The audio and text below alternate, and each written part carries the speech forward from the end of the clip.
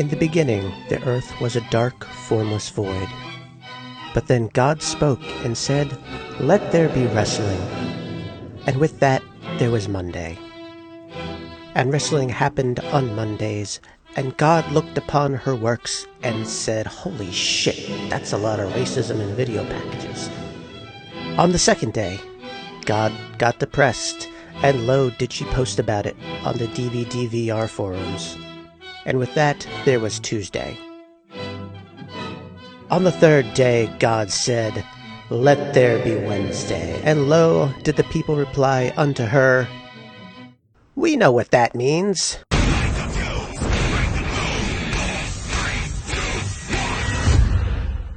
Oops and grab. And welcome back to Wednesday Night Fake Fights, where we talk all things AEW. Sweet. We are in. You pick it up and I put it down. No, go ahead. No, I'm shutting up. I don't know. Okay, you go ahead. No, we're not having an EDM party. It's fine. No, we're here in Nashville, the home of people from Nashville, and we are back to Home of TNA. yeah, with no Jeff Jarrett on the card. That's not right. Oh, I feel like, he should be there every time. I just stole over fun football. People got entirely sick of it, like that shit with MJF real fast. Yeah, it's like, once that happened, it's like, all right. There was good stuff. It was fun for a little bit where he was. He had me for a bit there. Yeah, I was all the way down. It was his world. And then they had the whole thing where MJF called his wife a whore, and I was like, nope, dump yeah, it. it got weirdly problematic really quick. Like they both started saying shit in promos. I was like, this isn't fun to watch. Like, well, I feel like I don't know. I get the feeling Jeff Jarrett pulled him aside, like, "Hey, look, you should call my wife a whore." Yeah, it was for the heat, obviously, but yeah. It just totally. I think it lost a lot of people. And I think it's Jeff Jarrett heat, though. I think he's got a hot wife thing. There was just too much 79. Yeah, formerly carrying Angle, right? There was just too much 79 stink on it. They went too far. Yeah, that was Kurt Angle's wife. Yes, that's right. Yeah, it's like that shit that felt like it should have been a TNA storyline, but was actually happening in reality. Wrestling get away from cuckolding storylines challenge. Never. Yeah, it's in its blood. Jim Cornette spurted it in there, and it's fucking existed there since the 80s. Yeah. You guys ever heard of cuckoldry? Yeah, he's just really down for it. You see, you got this chair, and that's wrestling all over. Who doesn't love a chair? Come on, man. You know what I'm talking about. I see you over there. This guy gets it. Onto the actual wrestling like that we're talking about now, though. It's the start of the Continental Classic, which is one of my favorite times in AEW. I am a tournament fucking girly. I love it. It's my stuff. And round robins are the best. It's simply the most wonderful time of the year. It really is. Every one of them has delivered. Like, there hasn't been really... Like, I think the lowest point was the first one having Jay Lethal in it. He wasn't bad. Like, mostly it's all excellent. Yeah, there was a bit of, let's round it out here. Yeah, you gotta have pin eaters and shit in there. Yeah, they were like, Jay Lethal, you're eating pins. Okay. But, like, this, honestly, of these lineups, there's really not anybody who fits that role. Like, I kind of thought Kevin Knight was gonna be, but as we'll get into later, maybe I was wrong. But yeah, so they start off talking about the Continental Classic. Excalibur runs down the card. We got a few matches for it on here. They do a little recap video of the whole Don Callis family. The Don family Callis. It's a 2 edible Thursday. Yeah. Happy holidays. Yeah, all the issues they had with the Lucha Trios match and the friction happening with Okada and Takeshita, and then Fletcher also blaming them for losing. We talked about all this on the Patreon. Indeed, and them all declaring /MNFF-Pod. Yeah, sign on up. Yeah, that all leads to them entering into the Continental Classic. So we get Excalibur running down the rules of it too. I'm gonna try and actually might as well pull the lineup up. Yeah, no, that probably helps because the very first match was the one that was like, oh shit, we're as a doozy. Oh. Assuming Google AI is accurate, which of course it has to be. The Gold League is huge. Yeah, the stuff can't be flawed in any way and not destroying our brains. Yeah. You can't lie to the public. Gold League is Okada, Darby Allin, Pac, Kevin Knight, Speedball Mike Bailey, and Kyle Fletcher. And the Blue League is Takeshita, Moxley, Claudio Castagnoli, Orange Cassidy, Mascara Dorada, and Roderick Strong, who is replacing an injured Kyle Fletcher. Or not Kyle Fletcher, Kyle O'Reilly, sorry. Yes. I can't get over this fucking lineup. No, it's all hitters. Like it's really stacked, yeah. I feel like it's absolutely stacked in a way this shit has never been. Every matchup is exciting, and I'm really pumped to see it. Like there's storyline implications throughout. Like literally, when we're recording this on a Thursday, Collision's on after this with fucking Roderick Strong and Konosuke Takeshita. That's already just and that's that's just an opening match for both guys, and I can't wait. That's on a Collision, that's on a Thanksgiving Collision. An off night Collision, and I think they got fucking Speedball versus somebody tonight too. Pac. Speedball versus Pac. Yeah, that's amazing. Also, that reminds me though, it is Thanksgiving, so you're probably wondering what that egg is over on the side of the stage. Don't worry about it. It's going to be a big surprise for later. I'm just saying. Yeah. A never failed promotional tactic. Yeah. It's not a Guerrero. It's not a Guerrero. No, we couldn't afford We couldn't afford Chavo. He fucking charges like $500 an appearance. Ever since he did that fucking Mountain Goats video, he's got a big head. Okay, which one? Was he in fucking this year? He was in the video for Chavo Guerrero. Oh shit! Yeah, I forgot that was a Mountain Goat song. He does a lot of stuff. He was in fucking Glow. He did all the wrestling. He does wrestling coordination for movies and TV shows that. That's Chavo Jr. Yes, I was talking about the original. Yeah, no, the one that was actually was the gobbledygooker was Hector Guerrero too. I think I don't. This is Bluesky before my knowledge time. I couldn't remember which Guerrero. I can't believe Hector Guerrero cracked his egg at Survivor Series. Right. He's a trailblazer. This stuff's starting off hot. The first match of this show and the first match of the Continental Classic is Kyle Fletcher versus fucking Okada. I mean, which is already a dream match. Which Kyle, going into this match, is only one of two people that have pinfall victories over Okada. And it was in the last Continental Classic. Yep. I remember that match. That last year's match was incredible. Yeah, that's the shit that really established Kyle. Yeah, because he didn't just beat Okada. He beat Okada clean as a sheet.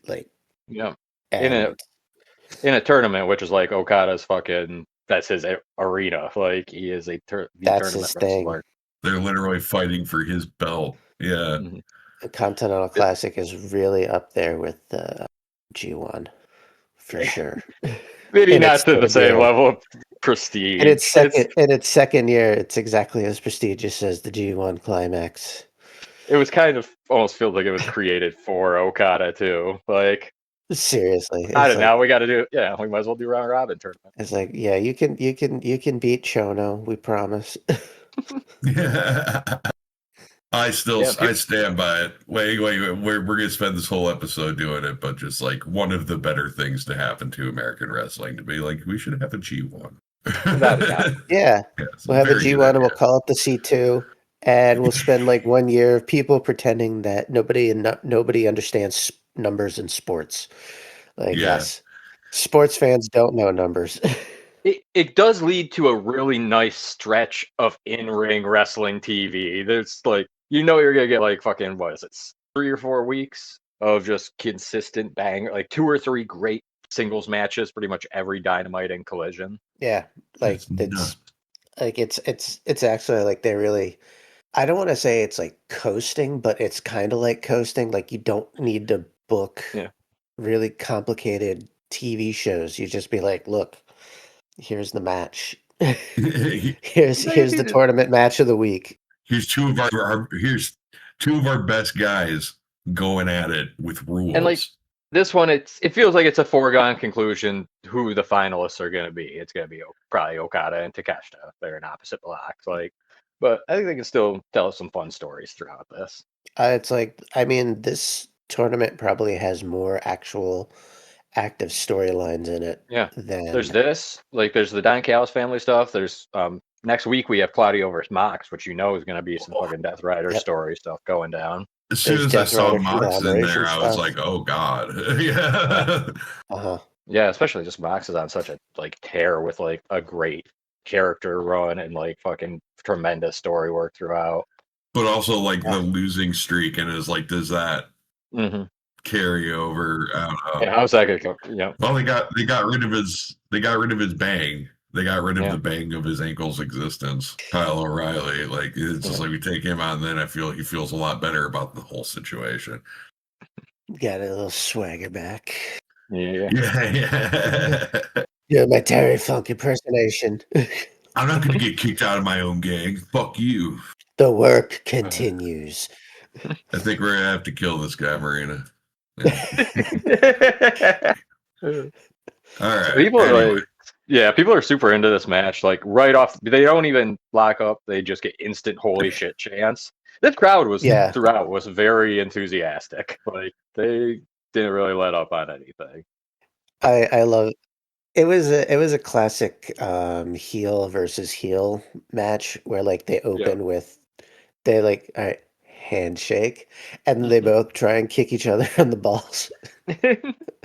And That was like, good. yeah, this is like classic like Bullet Club stuff in the G1. Yeah, no, like exactly. they're both in the Don Callis family, and it's like we're both going to cheat. It's like it's nothing personal. It's just what we do. You know, like they understand. Well, and they did that too later on with the spots where they both shove Rick Knox into the rope. Yeah. Different, They go like first Kyle was up and fucking Okada just boots Rick Knox in the fucking butt into the ropes and knocks him down, and then like and it turns out like I'm so sorry. Oh yeah, he did the best digging off I've ever seen. Yeah. Theatrical shit so well. He is fantastic. Yeah, then right when you get back from the commercial, fucking Kyle does it to him. And it's just like, yeah, this is good storytelling right here. During the commercial, we got the Nigel line of, I wonder what Bryan Danielson's having for Thanksgiving dinner tomorrow. He's probably going to have some French cheese, a bit of brie. A little brie on the side. I missed that. Yeah. It was during the commercial break, yeah. Oh, cheeky monkey. He throws his pussy-eating jokes in when it's off air. I missed that entirely. Yeah, Nigel always kind of like, he gets in there with the double entendres and shit. Especially when it's Danielson. He likes to have a little fun. He's a cheeky monkey, and Danielson's a fucking clam digger. So or sometimes he's clam digger. Yeah, as much as I love. Oh no, go ahead. As you say, I love having Danielson in commentary, but it's nice when you get Nigel on a Dynamite because he gets to fuck with Excalibur a little bit too. Yeah, switch it up. I like the variety. Oh, I miss Taz. I do too. Yeah. Because that being said, imagine the Yambag Joneses we would have gotten. Far less commentary notes now that he's not here. Like now I'll have 1 or 2 lines of commentary per episode. I'll write down, but when Taz is there, it's like every match I have like 2 or 3 things written down. That was fucking hilarious. There was a Yambags Jones kata. Come on. I mean, even with like Danielson is more just like he'll say something ridiculous. Yeah, he's a weird dude. Like, or he'll point out, or like Danielson's good on commentary for pointing out like absurd inconsistencies. It's like, this is wrestling. Pac is wearing clothes. And like Danielson's very legitimately funny. He's a funny dude. Like all the stuff with the bear back in the day. Like you can tell he's just a fucking weird person. Very, very entertaining to be around. Mm-hmm. They do some cool shit here too. Kata hits a like apron hung DDT onto Kyle on the floor. Gets a fucking "this is awesome" chant after that. Yeah. There's a whole series of Okada trying to get that goddamn Rainmaker on him. Yeah, they did some great like counters with it. That was actually my favorite spot of the match. Was like Okada. He gets a big shotgun drop kick, tombstone, and then he's going for the Rainmaker, and Kyle counters it into a Michinoku driver, which is probably my highlight of the match. It was such a smooth Michinoku driver. It was beautifully Buttery smooth Michinoku driver. The look on Okada's face of like just days. He had that look of like, did they get the license on that truck? It's just like, and like, I know I need to have my shoulders off the ground, but outside of that, I don't know what's going on. Another good one where it was Kyle went for a backslide and Okada slid, like rolled over, threw it, and pulled him up into the Rainmaker. Like these guys they worked very well together. Yep. Holy hell.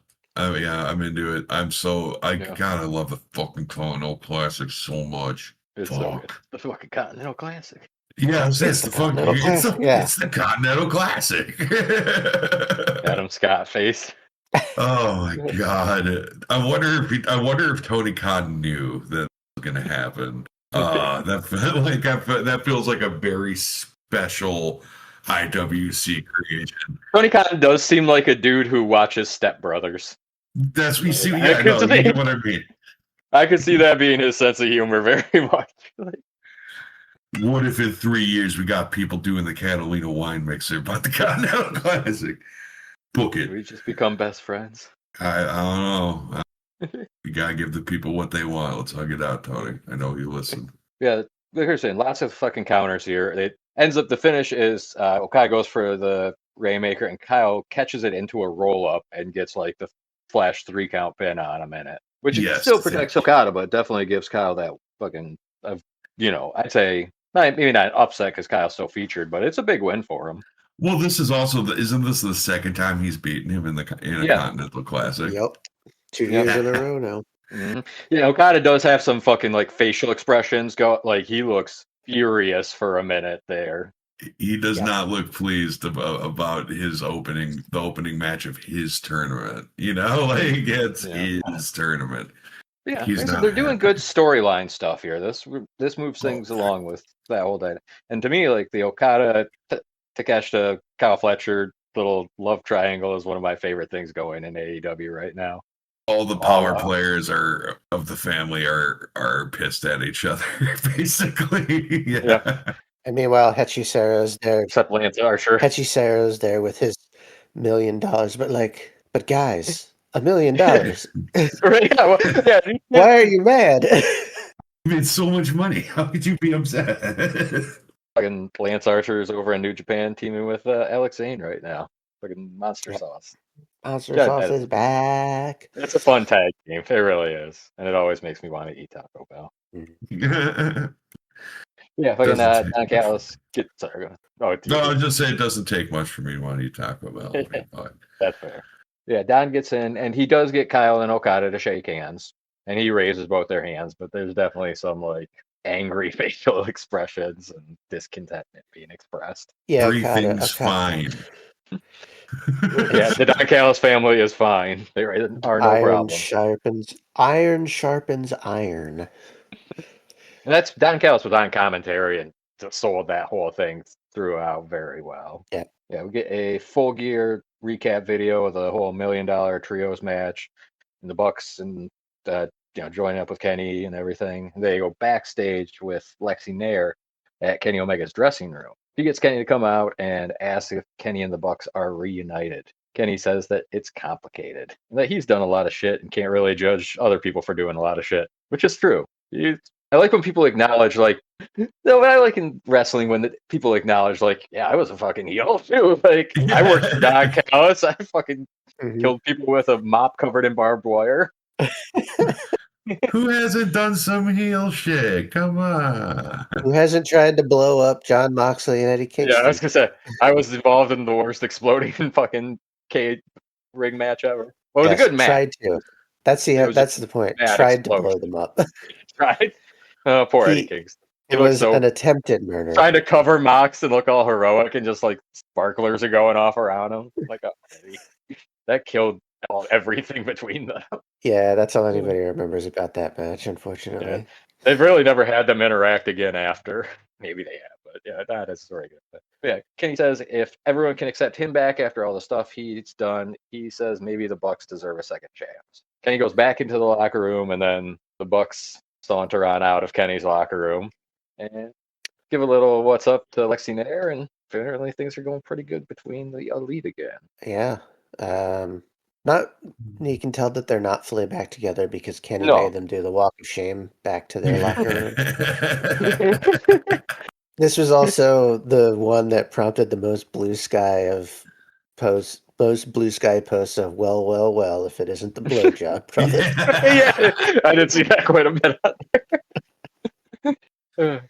I'm really happy with reforming the Elite though. Like they'll fill like kind of the vacuum on the face side of groups that's been forming a little bit. Yeah. I talk about it on the pay-per-view show. There's a lot of heel factions right now. Like kind of at least And three. I think by the end of the episode, like that's very evident. Like especially on this one, it's they do well. We'll get to that. Yeah, yeah. Next, we got they do a little recap of Mark and Kyle's match. With Mark Briscoe winning the TNT Championship and like one of my favorite matches of the year. Like incredibly good, no disqualification showdown. I talked about it on Patreon a bit. We ranted about it on Patreon because I don't think it was as good as their first one. But I can see that argument, but I loved it. Yeah, it was very good. Craziness. I mean, if we're ranking Briscoe Fletcher matches, my favorite's easily their C2 match last year. That's fair. Yeah. Ooh, I don't even remember that one. Shit. I really got to revisit those tournaments, but I remember that. Forgot Briscoe was in the C2 last year. Shit. Yeah, this is a really good, like, little. He gives a good little, like, babyface promo here. He says there's no words after winning the belt. He talks about his family and losing his brother Jay Briscoe. Yes, indeed. Yeah. He says he had to make Jay proud, and he'd had tons of failures and disappointments leading up to it. But in the end, this belt is for his home family, his road family, the conglomeration, all of Delaware, just basically everyone in his life. And yeah, he's just a very like grateful, happy promo, and he even gets a big pop from the crowd. People love Mark. It's the highest honor that's ever been bestowed upon Delaware ever. This is the only thing I associate with Delaware is the Briscoes. I have no other thoughts about that state. There's like Dogfish Head Beer and Joe Biden. Is he from Delaware? I thought he was from Vermont. He was the senator from Delaware. All right, so like Erika lore. I went to high school in Delaware. Erika lore. I lived in Philly, but I went to high school in Delaware, and it was like super Catholic school, all boys. And like I remember, like even like all the teachers were just like, "Oh, we fucking love Joe Biden. He's such a good man." I could imagine, yeah, a New England like Catholic school. I imagine he's just rated up there. That's our boy. That's represented. He's such a good man. But now they're saying that about Mark Briscoe. Yeah, damn right. Because he's a good boy, that chicken. Mark Briscoe never fell down the stairs. Actually, he probably has. Yeah, he's been intentionally so. Intentionally so. I don't know about fall. I've been thrown. Yeah. The next step is the Sisters of Sin versus Babes of Wrath Tag Team Tournament semifinal. And as they're doing the entrances, there is somebody in the crowd with a fan that says, "Wrestling is gay. Let's make it gayer." Which they get a very nice. I was thinking that as the episode image. I'm gonna send it. I got a few different shots of it. Please do. Yeah. That's up for consideration. Fair because, oh man, this was a gay ass episode. Oh, and the person holding the fan did a perfect like fan out as the camera, bro. It was just very like just beautiful little crowd shot like that. They knew what they were up to. There were lots of screen grabs of that fan with her fan. Fanning it up. I think that's Effie merch, I believe. Yeah, Effie has a bunch of wrestling is gay stuff. But it was like a big tagline. I have a piece of Effie fan art that has wrestling is gay as a banner in the background above him. Oh, Effie. Yeah. Fantastic. Hopefully going to Big Gay Brunch again this year. I got to see Zack Sabre Jr. at it this past year. It was a dream come true. Kid fucking bandit. Yes. Actually, yes. Highly recommend that match. That was a very good match. Yeah. Very fun. Anyways, the grabs that we're here to talk about. Yeah. The crowd's really good. They start off literally with women's wrestling chants, like before the match even goes. Like, a lot of enthusiasm here. Nigel puts for Harley really well, too. It talks about how good she's done on the come up. Yeah, something we say almost every week. Holy crap, Harley Yeah. Cameron has gotten really good at this shit. It's crazy. Like some people are just built entertainers. Like, is just that incredible entertaining at so many. Like, and I'm sure she works incredibly hard at everything too. But it's like to be that good at that many different things is very impressive. True savant. I can't do fucking ventriloquism, let alone anything else on top of it. Yeah. Let alone ventriloquism but let alone ventriloquism in a death match. I can barely shitpost on a microblogging site. Like, yeah, they do I can't pay my bills. I see all those reposts, Jeff. Oh, hey. Sometimes you just gotta go to the well because I keep it going. Yeah. It's a good well. Look. It's a good well. No, it is a good well. I'll give you that. But sometimes it's like, it's too hard to shitpost. Good thing I've got all these vintage bangers. Vintage bangers. My collection of vintage bangers, Fortunato. Please come down to my collection of vintage bangers. A cask of Amontillé banger. Yeah. The Spanish shitpost? Yes. Jeff's going to brick us up into a wall. And we will have had it. That was always the plan behind this podcast. I think we've earned it now. Hey, it's not the first time I've been bricked up. Hey. And I mean that in the tranny sense, not what the fucking sis did to it. That shit's gross. I'm clocky. Oh my god! Oh, we have a sis here. Do we? I don't know if we give the secret sacred information. So when people, I find it entertaining when people, for the folks at home, we're tangenting. I find it hilarious that dudes will talk about being bricked up as in having a boner when that absolutely started about being started in toxic places on the internet talking about clocky trans women. is my understanding. I honestly never knew it. I thought they also meant possibly having a big butt because I just never have known like that. I've never heard. One. Yeah, I don't know. I don't keep up with what all the kids are saying online. Yeah. The point is, language is funny. I'm just another brick in the wall. Hey, yeah, thank you. That's what's up. Oh, hell yeah. That made me happy. All right, let's keep going. My soul's right. This match was good.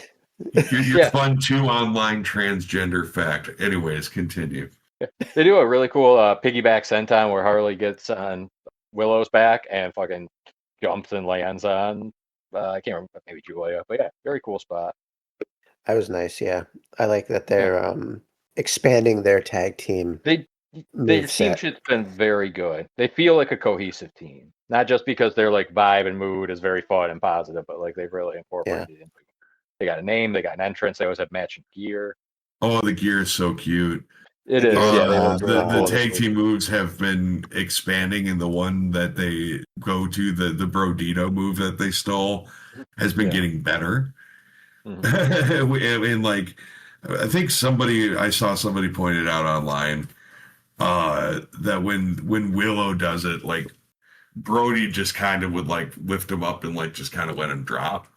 Mm-hmm. Whereas like Willow like pushes Harley Cameron down onto people, and it's like, yes, girl, kill him, throw that girl at the other girl. This was saying have like some decent stuff too. There's a spot where Julia gets the tarantula hold and Sky Blue drop kicks into it. I was like, that was pretty inventive. Yeah. It's not really. This was kind of, I don't want to say a nothing match, but this was probably the one I have the least about on the show. Like, I was pretty jazzed about it, but I kind of felt I was worried about it because I was like, I feel like I could get screwed here as far as the winners, and like, don't get me wrong, I love the sisters, I love you, not the sisters I do enjoy. No offense, Chef. But the babes with the power of the babes. I need it. Yeah. I need gold on Willow is what it comes down to. Willow and Harley, but it's like, here's a team of 2 people that I've been screaming to have gold on them for like a year and a half now. It feels like here you go. Do it, Tony. Again, you're listening. Get the fuck on it. I think it's, I think a thing that people have noted is that it kind of sucks that there's no regular women's tag teams left now. Like every team was like basically formed for the tournament.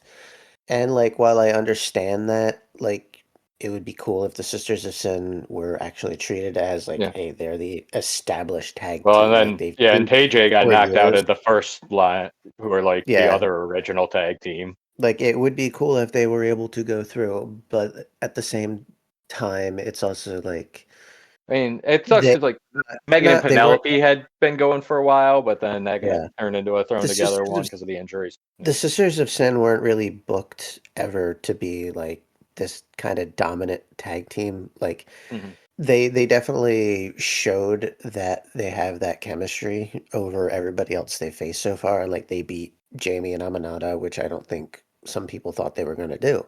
But it's Yeah, also just like prior to this, they were sort of booked like shit. it's just true. Tekla Like, brings the best out of everyone. Just throw mhm. Tekla into some involvement, and a Yeah, person is like improved. Tekla gave them instantly more credibility. Mm-hmm. And Yeah, again, kind not that there's anything wrong with them, but like of. I'm not like that's more just the book. They're That's the not booking bad. failing them. I do feel it like That's a different women's tag team. That's the Love Bombs. Not that there's anything wrong with that. they're like I honestly like out of them. I find Babes of Wrath more entertaining right now than the Sisters of Sin. Like they're a solid tag team, but yeah, that's who I Mhm. want to see move on. I want to watch more of them wrestle. Which I kind want to of see them.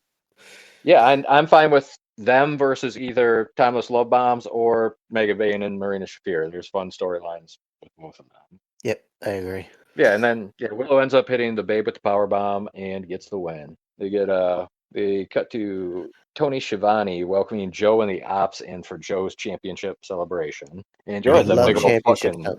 yeah. They always got to do one after a bunch of title changes. Every pay-per-view needs a celebration afterwards for someone.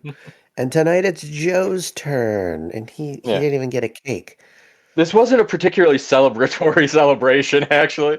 Like a lot of times with the champs, like you said, they'll have a cake or they'll have like it'll look like they're like, oh, we'll get at least some booze out. This is just Joe and the Ops Yeah, in the ring yelling about stuff angrily. To continue the Seinfeld references, this is just airing of grievances. yeah, they didn't even get out the vodka bottle this time for him. Yeah. Yeah. Yeah, it starts literally with Joe telling Tony Schiavone to get his hillbilly ass out of the ring. And then immediately cuts to the Titantron showing a car pulling up that Swerve gets out of. He got a big old chain, and Nana hands him the staple gun. He starts walking towards the ring, and Hangman joins Swerve. And since they still got a little bit of time to go, it cuts back to Joe cutting promo. He tells Shibata to get the scrubs, which Get the is scrubs. yeah, the Ops Dojo, which is now a thing. I think they just took over the Team Taz dojo. Yeah, it's the Taz Dojo with a paint job. I also think when you have a feud with Swerve Strickland, you have to have a bunch of mooks for him to do the fucking jumping stomp that he does Oh and yeah. take out like 10 people that he does. He's got to The do the superhero AOA. move. Yeah. And I love Swerve, but they always just have him beat up a bunch of fucking. Give it to me. It's good stuff. And he's not Uh, beating up a bunch of douchebags by himself this time. no, he's got though. he's got a buddy. He's got a buddy in one of my favorite fucking moments of the show where he's walking out with the chain looking fucking amazing, hard as fuck, and then just here's Hangman Page dragging a chain behind him, looking possibly harder as fuck. Like, oh Hangman was just hanging out in the garage waiting for him. yeah, Here's my chain for 10 minutes. Come on. This is gonna be so dramatic, though. This is gonna be fucking awesome. Fuck, this is cowboy shit. It's great Swerve, your dad dropped you off late. I had to stop and get some weed. Oh, I can still get a ride You're gonna home miss the movie. Yeah. We had to stop and buy the chain, okay? Yeah, well, I had to stop and get Reese's Pieces. I no way I'm fucking paying full price inside. Jesus. Nope. No, This podcast does not condone crimes. No. I do. I condone all the crime. You speak for yourself. I condone I am. some crime. I Hey, enough said. Let's go. I like that this continued the trend of Hook starting to cut a promo and then somebody cutting him off so he doesn't have to talk very long. Yeah, they don't give him a lot, and I think that's They for the figured it best. out. Yeah, maybe. Yeah. They figured it out. It's like, don't let him talk. Yeah. That's them figuring it out. Just let them talk. Hook has no aura anymore. I don't know. He dresses like a fucking kid at a bus stop now, and he At a bus stop. yeah, like, Holy shit. I remember once I described Nick Wayne as looking like the guy. I said Nick Wayne looks like the kind of kid who you see buying weed from Jay and Silent Bob in a fucking Kevin Smith movie. Yeah. Nick Wayne was the kid in high school whose dad owned the BMW dealership that we would sell oregano to. Yeah. Again, this podcast does not condone crimes. That was a different person. Well, it's not illegal to sell oregano. Like, oregano's not illegal. Oregano. Yeah, you can sell oregano. I can fucking go out on the street hanging out bags of that shit, and they can't do anything to me. It was good stuff, too. No, there's probably some, like, deceit law or something. Side tangent. That's like apparently a thing they do in Japan a lot is foreigners will come in and ask for weed, but like they'll be really obnoxious about it. So then they get the bag of rosemary, and then the cops like stop the foreigners and be like, "Show me what you just bought. It's rosemary. You're fine. Go." And then like They all have a big laugh. Yeah. the American just paid like several $100s for. You thought you were going to jail for years. Yeah. You thought your life was ruined. Ha ha. Over some rosemary. It's like, I ain't selling to this. So, Enjoy your cooking. would not buy weed over there. Like, It's a bad idea. Don't buy weed here. That's the answer. Don't buy weed here. yeah. I don't drink, but that's where I'd drink. I would be like, That's where I drink. Yeah. yeah. That's probably, I drink beer there. We like I'm beer. not big. Yeah. Yeah, Hook does call the crowd he calls the crowd rednecks and calls himself the greatest second generation wrestler ever. What a fucking When he said it, my mind instantly listed 10 other second generation wrestlers that I think are much better. Oh my god, some of them have been in the company. Yeah. Yeah. Literally anybody with the last name Hart, pretty much. Except Bruce. Like. No, Bruce I mean, rules. no, I mean, like, he's got to do it, but like, he's let the business poison his mind, which is always cool and funny. What about Teddy Hart? There you go. Is he actually like No, a monster? Yes. yeah, but like, I guess his last name's Hart. Who's he? Is he like one of the lesser brothers' sons? I think he's a nephew. Is that his actual last name, or is he like? No, he's a Hart. He's an actual Hart. He's an actual Hart and an actual piece of shit. No, that's why that's the only reason he keeps getting like opportunities. Or yeah, he was. I don't think he is anymore. Because now he's just like he does crime. Yeah. Yeah. Again, crimes not condoned. Mm-hmm. Teddy Hart, some crime is condoned. Teddy Hart's crimes are not condoned. Yeah. Not cats condoned. are fine, My crimes that's it. His cats. Teddy Hart's crime against the business. This thing we do. This thing we do. La Cosa Nostra. Yeah, luckily we're saved from Hook's promo by Swerve's music, which apparently he is keeping the new music, which cool. I'm fine. It's an okay song, but I do like the original more. But that's I think they'll save the original. For bring it back at some point. I just like that opening guitar riff sounds cooler. Yeah, it's just like every main eventer in AEW has like 2 or 3 different themes. Yeah, even Hangman, they do that quite a bit with. Yeah, Hangman has. Oh yeah, he got like the Red Dead special music entrance, on the last show. Red Dead Redemption. Terrible game. Never play it. Hell, even the fucking the Gun Club got 50 Cent that one time. That was a sick entrance. That was so fucking good. The best use of 50 Cent. Like if you get to have that once in your life, that's awesome at least. Yep. And Kenny's got Battle Cry, and then there's Final Fantasy 14 music.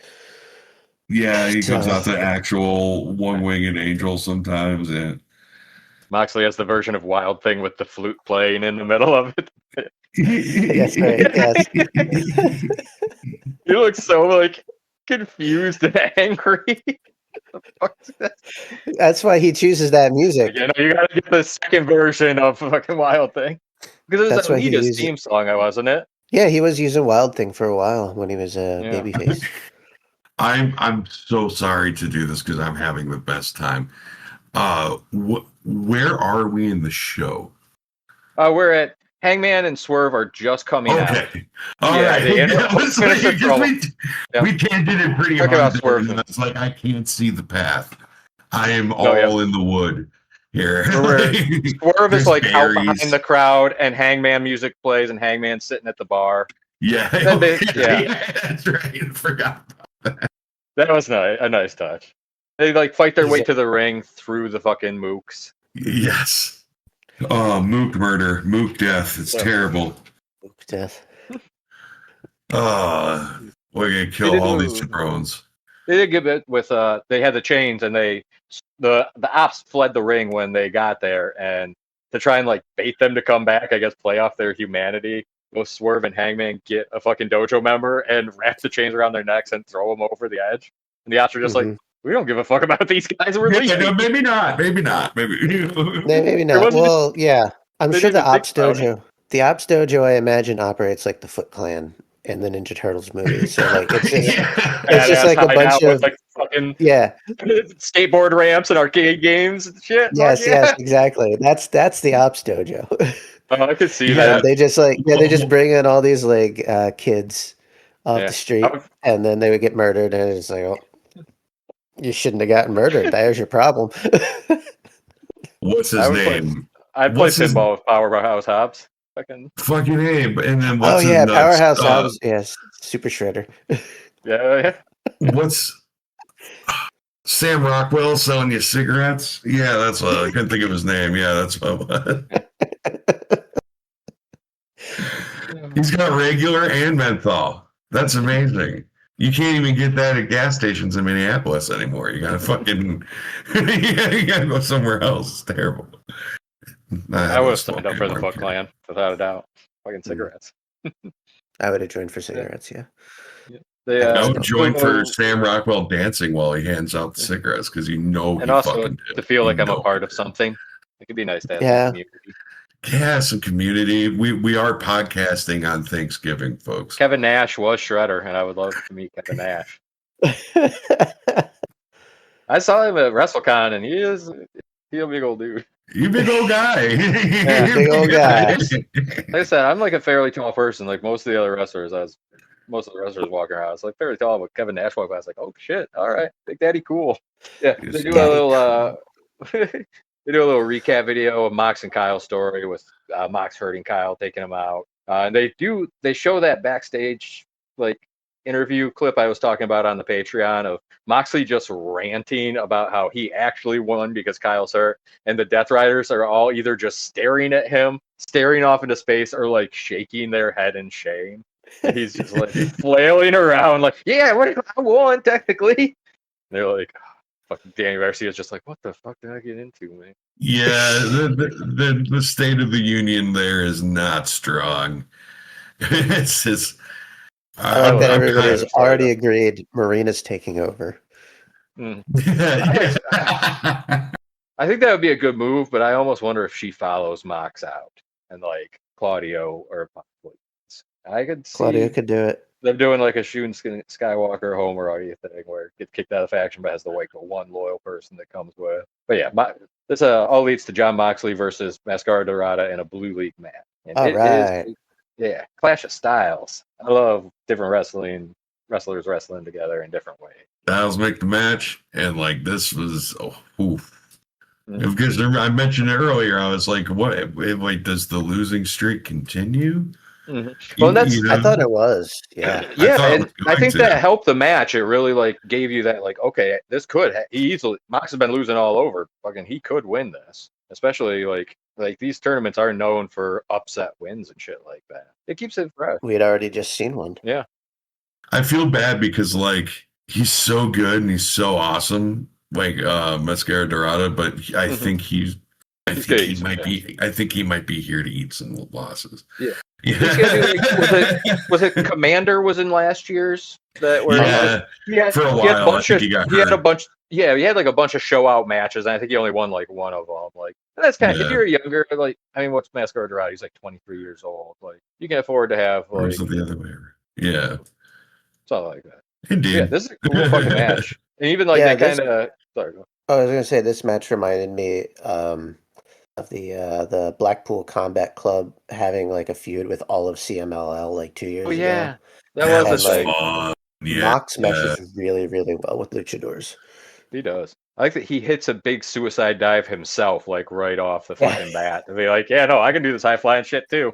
And he almost landed in the goddamn crowd. It was amazing. Yeah, he rode him and like he just caught the top of the rail. Jesus Christ, like that had to hurt everybody involved. Like no one had a good time there but us. I had a great time. Mox is a big dude too. Like that's gotta be some impact. Yeah, that was he was booking it on that one too. You forget until you see him flying through the air at you. Like, oh wait, that is a large gentleman. Yeah, Dorada hits some cool shit. They do a good spot where he goes to jump off the stage and take Moxley out, and Moxley just fucking punches him out of the air. I love like I love interception spots where somebody's trying to do something high flying and somebody just fucking thumps them down. That is good stuff. The head out of the air. Fucking A. All in all, very good match. It was a great match. I love this. This might have been my match of the tournament so far. But like, yeah, like it's just like little shit. Like there was Dorado like runs out of the ring, and then Moxley like chases after him up the ramp and just like grabs him by the throat and then punches him in the face again. It's like, get the fuck back here! Come on. Dorado's trying to do all this lucha stuff, and Moxley's like, "No, punch in the face, up your face." It's like Dorado had a cool spot where he does a run up off the stairs and catches a Hurricane Rana, and then does a cutter to Moxley over the barricade. It's like that was very fucking slick. That was awesome. Hit a gorgeous tornillo, like that spinning fucking plancha over the top that always amazes me anytime I see anybody do it. It's pretty fucking nuts. Yeah, no. Yeah. This match was full of all kinds of good shit. Like I could spend here all night talking about every fucking spot that popped me. I love lucha. I think it's what it comes down to. It's the fun I had several times. I said, you know what? I really am just a slut for lucha. Even like the finish plays into what we're talking about, where Dorado goes for a shooting star and Mox catches him on the knees and then like grabs him around the arms and turns it into like a flip over, almost like a like laying down cattle mutilation kind of fucking thing. Yeah, that was weird. I've done this before, and I don't know if it has a name, but it's Excalibur said it was like a sleeper, not a choke. Nasty. Yeah, it looks brutal. It looks so gross. It's looks like it hurts so bad. Fucking hell. Yeah, I was glad Mox getting the win makes sense, and I'm glad that it's keeping it. The winning streak's good. I love the story, but like this keeps it fresh to at least keep him in. And with him facing off against Claudio next week, I think that's going to be some fucking crazy shit. That could be either the beginning of the end of the Death Rider. That's what I'm thinking. We might already be in the middle of the end of the Death Riders, but it's gonna be a major. It's gonna be a chapter. I think it happens at World's End. Yeah, that's my guess. Oh, all hail Marina! Yeah, Marina comes on out. I, for one, welcome our Marina Shafir overlords. Agree. Yeah, Marina joins Moxley in the ring, and Toni Storm's music plays, and she comes out with a mic, and she is in full color, and even like she looks kind of Technicolor. Like the whole thing is very cool presentation. She even says it. This is timeless Toni Storm live and in living color. Yeah, so there you go. She is the toughest, most resilient, least bitchy person standing in the ring. Says that she likes Moxley despite his love of cargo pants. Yeah, that was a good line. Yeah, I was gonna bring that up. The way she said cargo pants with like this like hidden vehemence behind it. Just fucking like he seemed a little offended for a second, just a second. He's like, "What the fuck?" It's a pairing. Moxley and Toni Storm. You wouldn't imagine ever really like crossing paths, but it worked so fucking well. Now I want them in a death match. Like, let's fucking go. I think somebody made that image on Bluesky. Yeah, somebody said that's the World's End match. yeah, somebody made that. Toni Storm versus John Moxley. Oh, I like at one point too. She called Marina Moxley's caveman daughter. It's like, incredibly mean. That is very mean. Yes. Yeah, Tony talks about how they won the right to pick the stipulation for the coming semifinal match in the tag tournament, and calls Mina out. Mina comes out on the ring and just kind of poses around and looks very happy. She says that Tony says she hasn't gotten Mina anything for Christmas, but she says her gift is the head of the 2 slop tarts that they're going to be facing on a silver platter, and picks a hardcore holiday death match for the stipulation. And Marina loses it for some reason. She just can't. I love how often she freaks out and has to be restrained by somebody nowadays. Yeah. Any news given to her, she just flies out the hand. It should be also noted that like Moxley is spending this entire promo like gagging, just being in the presence of timeless Toni Storm. Oh, you can tell he loves it. This is Like, exactly. yeah, he's like shit. It's but like his reaction was like, what was that?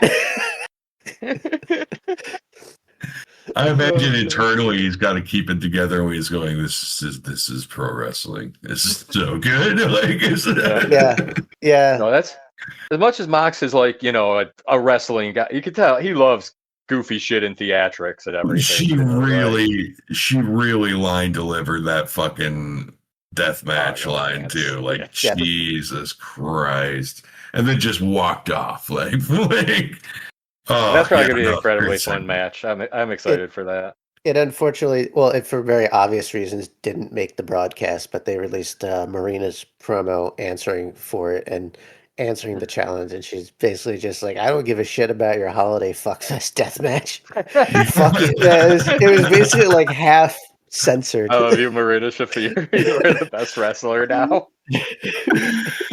Oh, let's go. I'm gonna fucking kill you and your stupid dumb bleep wife.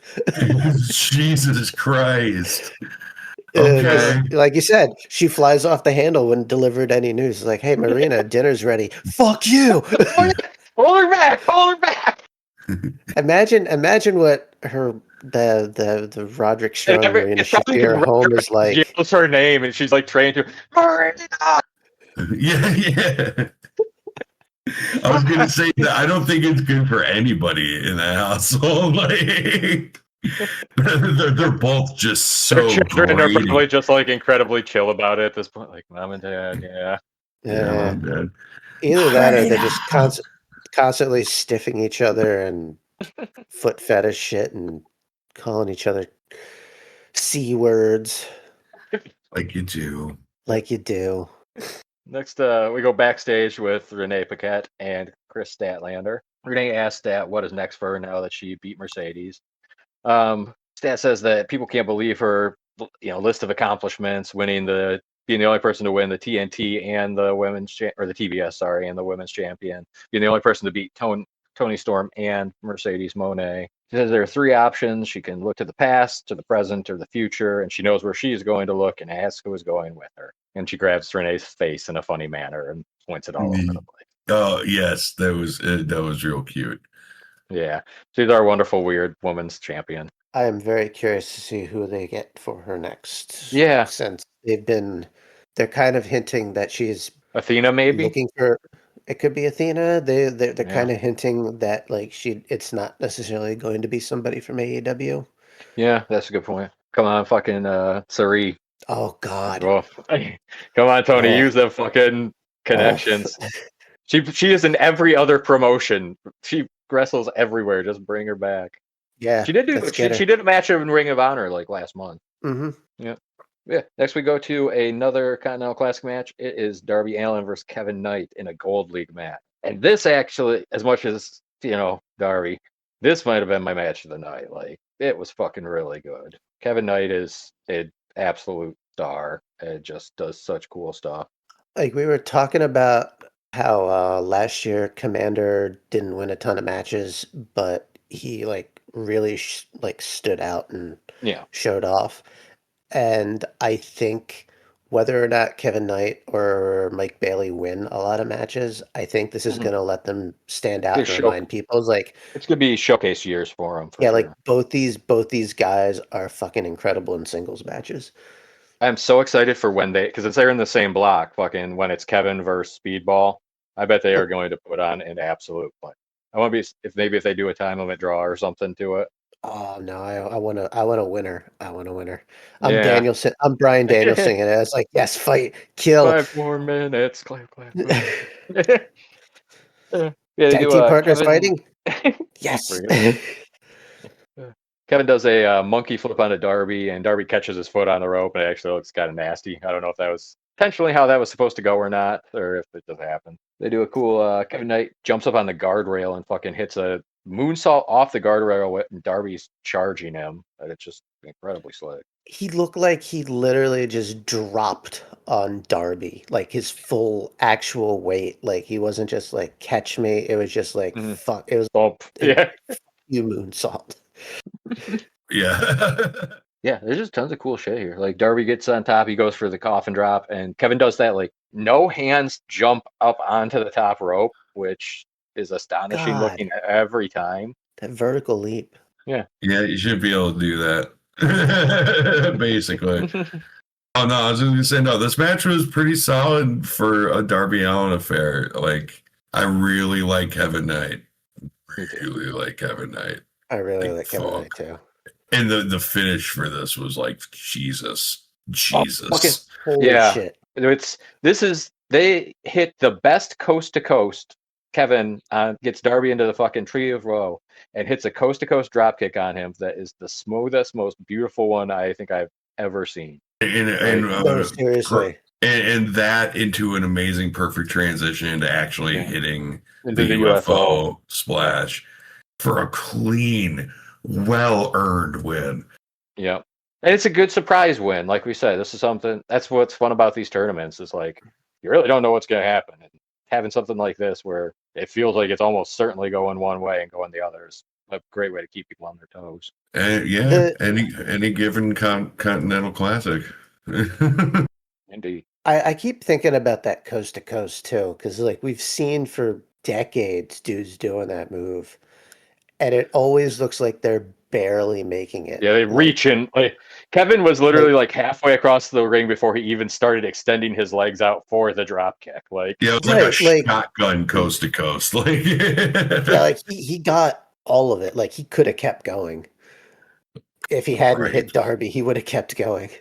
Like, it's like you think like people will be like all these years of like, oh man, Shane McMahon is so impressive. He can kind of touch his toe.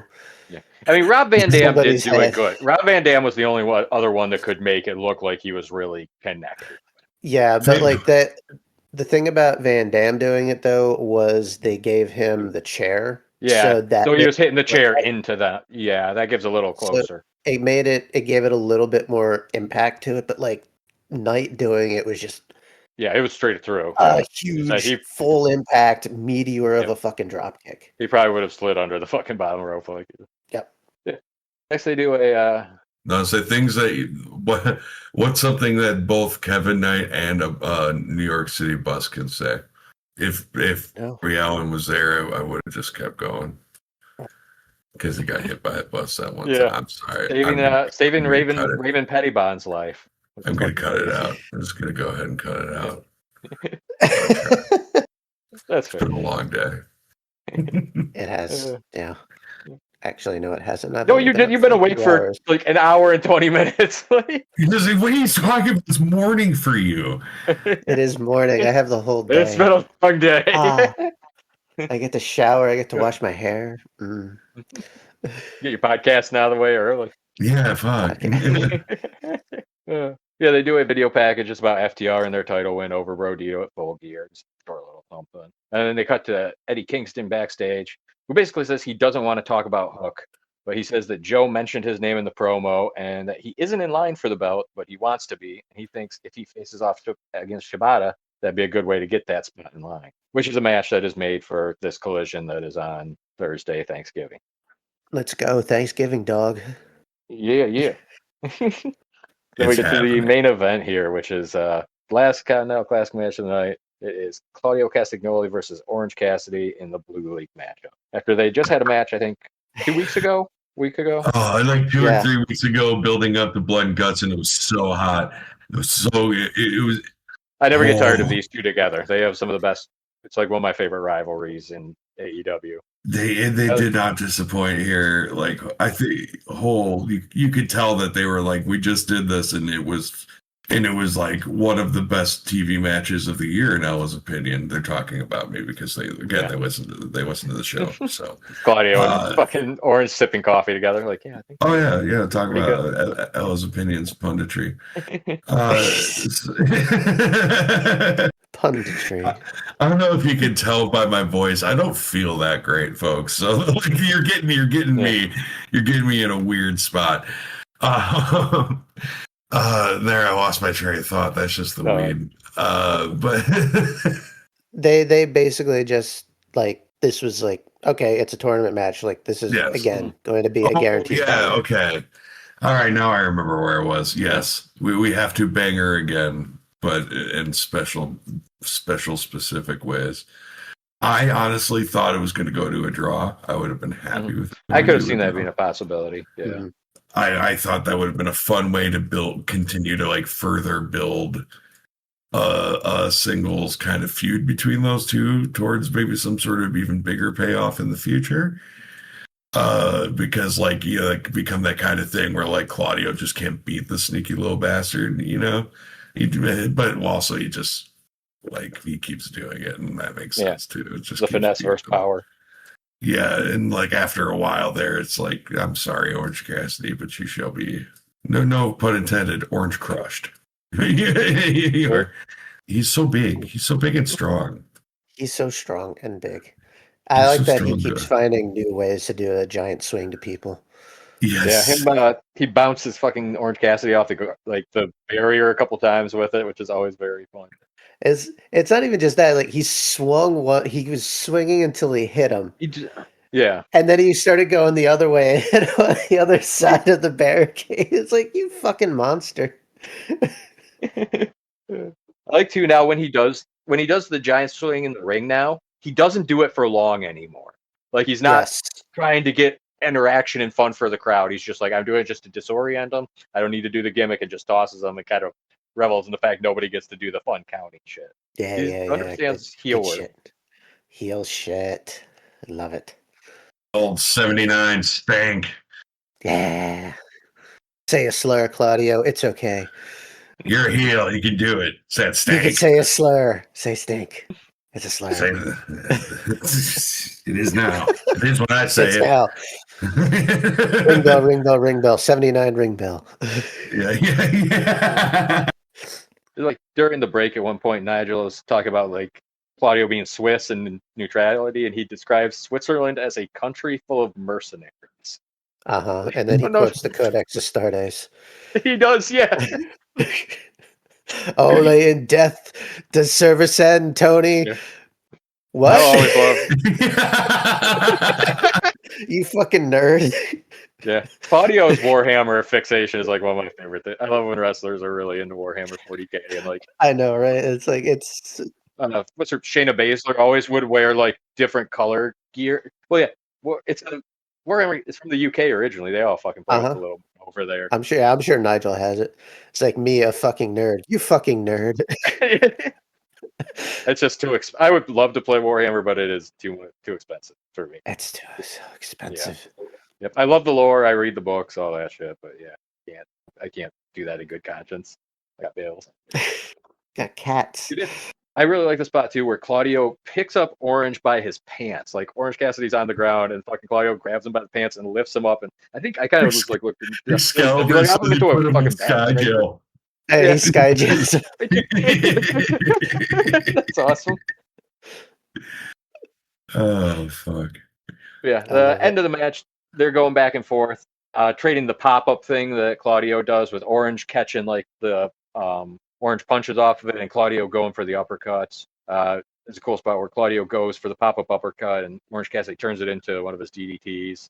They do it again. Yes. They have like some good back and forth, and then Claudio does finally fucking hit the pop-up uppercut and just takes Orange's head off with it. Like, it was very brutal looking. It was rough landing for Orange. Yeah, and he gets the win. Claudio puts 3 on the board. Which, yeah, it was a dope match. I'm always happy to see these two wrestle. Yep. I mean, a lot of people, when they announced the brackets, were like, they had the opinion of, oh, well, there's too many rematches. We've seen a lot of this stuff before, and I think that's always good. That's always a thing for these tournaments. It's like, why isn't this guy in it? Why isn't that guy in it? Yeah, the same thing with the G1. Like, usually it's the same, largely same fucking contingent throughout, but it's all them putting on such great matches. Yeah, like once the matches start, you forget that, and it's like, okay, I don't care that I'm like, these are just sick. Okada and Bad Luck Fail are gonna have a great match. Don Fale. The only good Fale match of the year is scheduled for this date in the G1. Exactly. Renee gets in the ring to interview the winner, and the Death Riders are there. I guess Yuta says something to Orange Cassidy, which sets him off, and Orange Cassidy attacks him and gets stomped out. No, this was like a good old fashioned, it was a good old fashioned like Nitro clusterfuck ending. Yep. And I feel like we haven't got one of those in a minute. No, it was a fun like mass brawl. That's good. Yeah. The best part is for the C2 as well. Like, yeah, it's all the participants get out there and they get to. Except, of course, Okada. Like, everybody's out there fighting, and Okada, he gets on the ramp and he's just like, fuck that. No, I'm. Yeah, it's like, I'm good. No, I'm good out here. Okada's just like on top of the ramp, mugging for the camera, like, oh my stars. Yeah. What did she do to her hair? Oh no. He's the best. Oh, he killed that white boy. What an entertaining person. It's just like, oh, well, this has nothing to do with me. Oh. Just watching people get hit, like, ooh. Fucking perfect shit. Yeah. Are they fighting over me and my belt? No. He's like, I'm not a dumbass. I'm not getting in that shit. Are you kidding me? Are you kidding me? Look at that. Yeah, look, I got a belt to defend. Fuck this. That guy kicks hard. Fuck this. That's Roderick Strong. I'm not going in there to fuck with him until I have to. Exquisite stuff. All in all, it was a good continuing show. A run of a very, very nice Dynamites. It was nice to have it just 2 hours again. I liked it being done by like fucking couple minutes after 10. We're going to be done in time to watch Collision. This is nuts. Yeah, no, it's timing out perfect. It is nuts, yeah. Takeshita versus fucking Rock. Oh, yeah, I hope that opens. Yeah, they picked a good weekend. Yeah. Like, I know, like, people will say, like, why would you do the Continental Classic during Thanksgiving? But, like, this is the perfect time to do it. Like, yeah, everyone's fucking full and chilling and high on the couch. Give people something cool to watch while they digest. And Speedball Mike Bailey, put him on there and win over people's hearts and minds. People have taken in 3,000 plus calories. French Canadian public image than anybody in the last 20 years. Since you can learn that in Canada they have their Speedball Mike Bailey is the Celine Dion of pro wrestling in many ways. They both don't wear shoes. They would feel about that. Yeah, I don't know how I feel about that. I don't know. Maybe they'd appreciate it. We should ask them. I'm in their Discord. I should ask. Yeah. He's like, Mr. Ball, how do you feel about being the Celine Dion of wrestling? What? Where their heart will go on. Will your heart go on? Yeah, I'm happy. Good start to the tournament. Everything, like you said, plenty of cool shit coming up. When is World's End? It's at the end of December, right? Yeah, 27th. December 27th. I looked into it. Yeah. Good tournament time. I know Final Battle for Ring of Honor is coming up a week from tomorrow. Which Ring of Honor pay-per-view is always over-deliver. Ricochet's going to be there defending the national title against somebody. Hopefully AR Fox. Oh. He's down in Ring of Honor. That shit would be cool. Oh. Yeah. It'll probably be fucking QT Marshall. Fucking A. That'd actually probably bang. That'd be a good match too. Yeah, that shit would rule. That'd be a banger, actually. Well, fucking A. There you go. Walter Hauser versus Ricochet. Do it. Oh, fucking give it to me. Why not? He's a wrestler. Well, he's a wrestler. I saw it. They said it. The crowd said it. Boom, AJ versus Ricochet. I would watch that. Solid 3-star match. 630 senton onto the Rizzler, just bounces off him like a fucking dodgeball. Rizzler's just like, I'm not selling for you, bitch. Gets up fucking no-sells like fucking Road Warriors. Yeah, it's like, I'm not selling for you. Fuck off. Oh. I didn't sell it for you, Baldy. Amazing. Do we have any housekeeping before we get out of here? No. Like we said, definitely check out the Patreon. Yeah. Check out Patreon. Sunday, I will be getting my Wrestle Kingdom ticket. Oh, yeah. oh. I was sure you're gonna try. I saw that they do have tickets up for fucking New Year's Dash too. They've been talking about that. I don't want to go to that. I want to go to fucking Wrestle Kingdom. I know, but I gotta be the Still trans alive. on the ground. I gotta do my live Yeah, reporting. I was gonna say that you're our roving reporter, our Fagerly Marshall for the for the instance. I forgot about that bit. Thank you, Silent, for starting that bit. Even though it was a very hard night. That was that Danielson lost. Anyways, thank you for being our roving On that sad reporter. note. Speaking of sad notes, the show is on YouTube now. I don't know why that's sad, other than why is it gotta be? Smash that like and subscribe button and hit the bell. Yeah. I'm not motherfucking go kidding. viral. Go like it, comment how great we are. What's the channel called? Is it Monday Night Fake Fights or Wednesday Night? Fake Fight Studios. Fake Fight Studios. I got to subscribe. I'm going to do that right now, just like you should. Yes, the evil YouTube folk work on numbers. It's all algorithm based, unlike my preferred Bluesky, where it's just like you'll see it if you want to. So that being said, go boost it, give it numbers, give them numbers so that people think that we're likable for some reason. And then we can sell gambling to children. Yes, please help us sell gambling to children so we can get some money to gamble. I'll be the Kevin Hart of the podcasting world.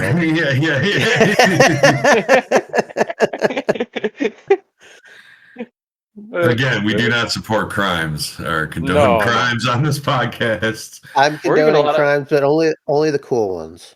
I also don't condone a lot of legal things either, like sports gambling. Yeah, no, I don't condone a lot of shit. I don't condone. I don't approve of anything. I do condone that person on Bluesky who said the team name for these two should be Swanger. I condone that 100%. Swanger.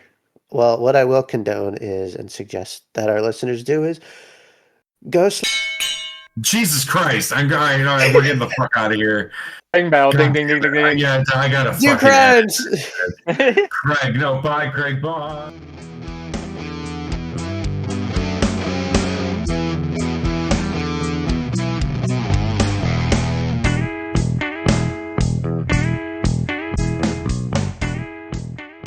Oh, fucking cunt, bitch, whore.